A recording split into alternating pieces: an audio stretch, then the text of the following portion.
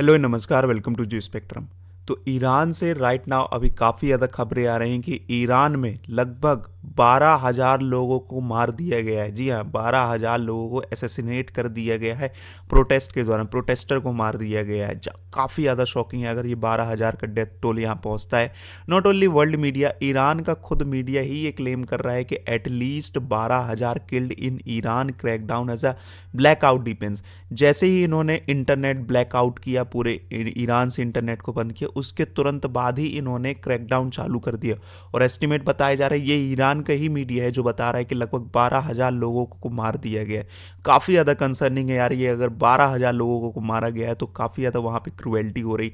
अब 12,000, कई एस्टिमेट, कई जो मीडिया आउटलेट हैं वो लगभग 2,000 बता रहे हैं कि death toll from Iranian protest surpasses 2,000 activist से अ केओस रिकॉल ऑफ 1979 रेवोल्यूशन। तो 2,000 लगभग लोगों की इसमें बताई जा रही कुछ मीडिया आउटलेट में। लेकिन अगर हम एवरेज भी माने कि 2,000 से लेके 12,000 के बीच में, तो लगभग अगर इतने लोग भी मरे हैं, 2,000 लोग भी मरे हो, तो काफ़ी ज़्यादा कंसर्निंग है। क्योंकि अगर मैं आपको एक कंपैरिजन बताऊं कि यूक्रेन और रशिया की वॉर में जो 2025 में लोग मरे, वो लगभग एक साल के दौरान 2,000 कुछ मरे थे। ठीक है, उनकी डेथ हुई थी, 2,000 कुछ डेथ हुई थी। लेकिन ये 2,000 डेथ अगर कंफर्म है ईरान के प्रोटेस्ट में, तो ये लगभग आप समझिए 5 से 6 दिन के गैप में ही, लगभग 5 से 6 दिन का तो रेवोल्यूशन हो गया, 2 या 3 दिन के गैप में ही इन लोगों को मार दिया गया। जो इनने क्रैकडाउन चालू किया, जब से इंटरनेट ब्लैकआउट किया है 2 दिन पहले से, उसके बाद से ही इनने ये क्रैकडाउन चालू कर दिया है और यहाँ के लोगों को मारना चालू कर दिया। काफ़ी ज़्यादा कंसर्निंग है यार, काफ़ी ज़्यादा मैं कहूँगा इससे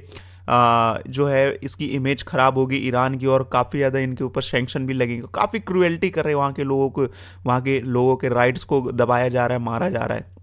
लेकिन ये कर कौन रहा है ये क्रैकडाउन? देखिए, जो खमीनी है, अयतुल्ला खमीनी, जो सुप्रीम लीडर है ईरान के, उनकी जो पर्सनल फोर्स है आईआरजीसी, यानी इस्लामिक रेवोल्यूशन गार्ड कॉर्प्स। अब आप कहेंगे ये कौन सी, ये नेवी, आर्मी और एयरफोर्स से अलग है क्या? जी हाँ, ये अलग फोर्स है। ये सिर्फ और सिर्फ किसको सर्व करती है? आयतुल्ला को सर्व करती है। ठीक है, ये क्या, ये चेक करते रहते हैं कि आयतुल्ला के अगेंस्ट में अगर कोई भी प्रोटेस्ट हो, उनकी रिजीम को अगर खतरा है, तो उसके अगेंस्ट में काम करती है। सिर्फ और सिर्फ आयतुल्ला के ऑर्डर्स को मानती है। ये इतनी ज़्यादा लॉयल बताई जाती है। तो इसी ने ही ये क्रैकडाउन किया, ईरान पुलिस और आईआरजीसी ने इसी को ऑर्डर दिए थे खमीनी ने, आयतुल्ला खमीनी ने। और 48 घंटे के अंदर लगभग बताया जा रहा है कि 12,000 लोगों को मार दिया गया।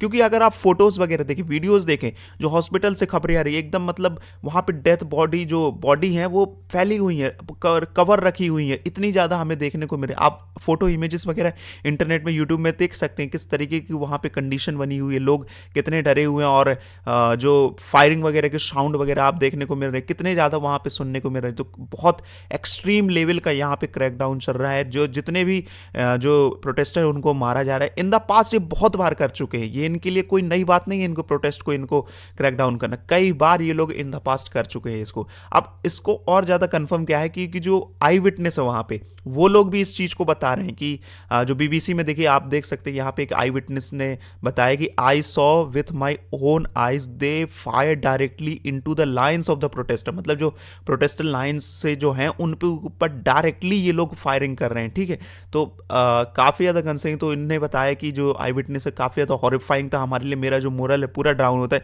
वी आर फाइटिंग है brutal regime with the empty hands. ठीक है, तो एम्प्टी हैंड से हम लोग रहे और वो लोग बुलेट वगैरह फायर कर रहे। तो काफ़ी ज़्यादा कंसर्निंग है। इमेजेस में जो हमें दृश्य देखने को मिले वो काफ़ी डरावने, काफ़ी हॉरिफिक है। लेकिन अब देखिए, ईरान के जो फॉरेन मिनिस्टर हैं अरगाची, अब्बास अरगाची, उन्होंने ये कहा है कि जो अनरेस्ट हैं, जो प्रोटेस्ट हो रहे हैं, जो सिचुएशन है, वो हमारे कंट्रोल में आ चुकी है। अब ये कल की बात है, इन्होंने बोला कि हमारे अंडर कंट्रोल में। अब जिस तरीके का क्रैकडाउन किया तो लोगों के मोराल तो डाउन होंगे, लोग डर के में ही जाएंगे। ठीक है, तो प्रोटेस्टर जो है कम निकलेंगे फिर सड़क पे।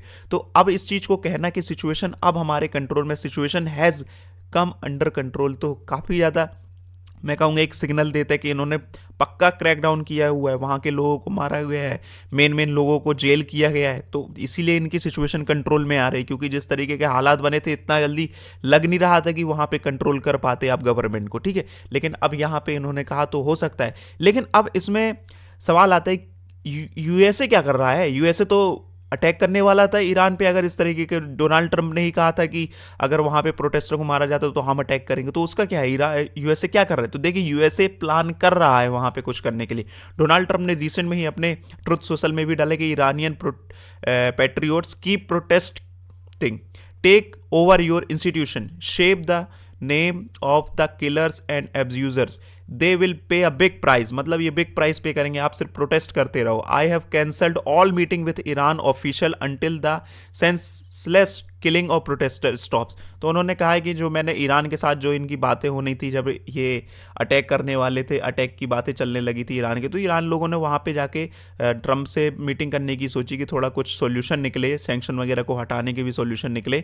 तो वहाँ पे उन्होंने कहा कि मैंने सारी मीटिंग ईरान के जो ऑफिशियल्स हैं उनके साथ कैंसिल कर दी है, हेल्प इज़ ऑन इट्स वे। ठीक है, तो ये डोनाल्ड ट्रंप कह रहे हैं कि हेल्प जो है वो रास्ते में ही है, मतलब कि आप सिर्फ प्रोटेस्ट करते रहो, हम आपके साथ हैं, हम आपके पीछे आ रहे हैं, हम आपको प्रोटेक्ट करने के लिए आएंगे। तो ये डोनाल्ड ट्रंप का कहना है, ये अभी रिसेंट में ही इन्होंने कहा है। और इसको और ज़्यादा कंफर्म मैं कहूँगा, जो वहाँ की जो प्रेस सेक्रेटरी है कैरोलिन लेविट, उन्होंने कंफर्म किया जब उन्होंने पूछे कि ईरान में जो सिचुएशन बनी है, क्या यूएसए वहाँ पे इंटरवेन करेगा, क्या मिलिट्री एक्शन वगैरह लेगा। तो उन्होंने कहा कि देखिए ट्रंप के पास सभी जो ऑप्शन है वो टेबल में है, लेकिन अभी राइट नाउ ये लोग सोच रहे हैं एयर स्ट्राइक करेंगे, air strike on Iran any time soon. तो ये कहा है यहाँ की जो प्रेस सेक्रेटरी है व्हाइट हाउस की, उन्होंने कहा कि वहाँ पे हम एयर स्ट्राइक करने की सोच रहे हैं। देखिए एयर स्ट्राइक कर सकते हैं कि ग्राउंड लेवल पे जो मिलिट्री एक्शन करना काफ़ी ज़्यादा हार्ड रहेगा यूएसए के लिए, क्योंकि अभी उनकी उस टाइप की प्रिपरेशन नहीं है। जिस तरह देखिए मदुरो के अगेंस्ट तो उन्होंने बहुत ज़्यादा प्रिपरेशन करी थी, वो लगभग 1 महीने तक वहाँ पे जो ब्लॉकेट करके रखे हुए थे, प्रैक्टिस की थी इन्होंने, पूरा एक्सरसाइज की थी, तो जब तब जाके निकोलस मदुरो को ये लोग पकड़ के लाए। अभी ईरान के अगेंस्ट में इस तरीके की इनकी प्रिपरेशन नहीं है, इनकी जो मिलिट्री की। तो और उसके अलावा यहाँ पे इनका कोई एयरक्राफ्ट कैरियर भी नहीं है, जिस तरीके का अगर ये मिलिट्री एक्शन लेते हैं रेगुलर बेसिस पे तो इनको रिफ्यूलिंग वगैरह से लेके हर चीज़ की हेल्प चाहिए पड़ेगी। तो वहाँ पर इनका एयरक्राफ्ट कैरियर भी नहीं है ईरान के आसपास। तो अभी काफ़ी ज़्यादा मैं कहूँगा डाउट है कि मिलिट्री एक्शन लेंगे, लेकिन हाँ एयर स्ट्राइक कर सकते, क्योंकि इन द पास्ट अभी किए थे। ठीक है, जब इजराइल के साथ इनकी वॉर चल रही थी तब भी एयर स्ट्राइक की, तो एक बार फिर से ये एयर स्ट्राइक कर सकते हैं इनके जो इंस्टीट्यूशन वगैरह हैं, जो गवर्नमेंट इंस्टीट्यूट, ताकि प्रोटेस्टर को और ज़्यादा हेल्प मिले वहाँ पे कंट्रोल करने के लिए। तो कह सकते हैं कि एयर स्ट्राइक हो सकती है ईरान के अगेंस्ट, लेकिन मिलिट्री एक्शन तो काफ़ी ज़्यादा अभी दूर लग रहा है। लेकिन कब होगी, अब ये देखिए इस तरीके का क्रैकडाउन हो रहा है तो ट्रंप कब, अब देखिए कुछ ना कुछ इसमें अपडेट आएगी तो होगा, क्या होता है देखना इंटरेस्टिंग होगा। लेकिन सबसे ज़्यादा इंटरेस्टिंग यहाँ पे अभी जो है एक नाम चर्चा में चल रहा है, वो रेजा पहलवी का चल रहा है। जी हाँ, ये एग्जाइल्ड प्रिंस है, मतलब 1979 के जब इस्लामिक रेवोल्यूशन आने के पहले ये प्रिंस थे, इन्हीं को ईरान में बैठना था, इन्हीं को ही मेन लीडर बनना था ईरान का। लेकिन 1979 में क्या इस्लामिक रेवोल्यूशन है, आयतुल्ला खमीनी यहाँ पे टेक ओवर कर लेता है, जिसकी वजह से इनको यहाँ से ईरान छोड़ के भागना पड़ता है। ये लगभग 12-13 साल के थे आई थिंक सो, तब इनको यहाँ से ईरान छोड़ के भाग जाना पड़ता है। और राइट नाउ ये यूएसए में है, वहीं पे रह रहे हैं, और वहीं से ही ईरान के लोगों को कह रहे हैं कि आप प्रोटेस्ट करते रहिए। ठीक है, urging Iranians to seize city, मतलब सिटीज को सीज कर लो, आप प्रोटेस्ट करते रहो, आप, मैं आपके साथ हूं यहाँ पे। ठीक है, तो रेजा पहलवी का ये कहना। अब देखिए आगे क्या होता है, क्या प्रोटेस्टर आगे बढ़ पाते, जिस तरीके का क्रैकडाउन हो रहा है वहाँ पे। ऑफकोर्स उनके मोरल डाउन होंगे यार, डर किसको नहीं लगता यार, तो डर तो होगा ही उनके बीच में। लेकिन क्या होता है अपडेट देखना इंटरेस्टिंग होगा। क्या डोनाल्ड ट्रंप यूएसए वहाँ पे अटैक करता है, प्रोटेस्टर के सपोर्ट में आता है, बहुत ज़्यादा इंटरेस्टिंग होगा देखना। मैं इस पर अपडेटेड वीडियो बना दूंगा। Thank you very much.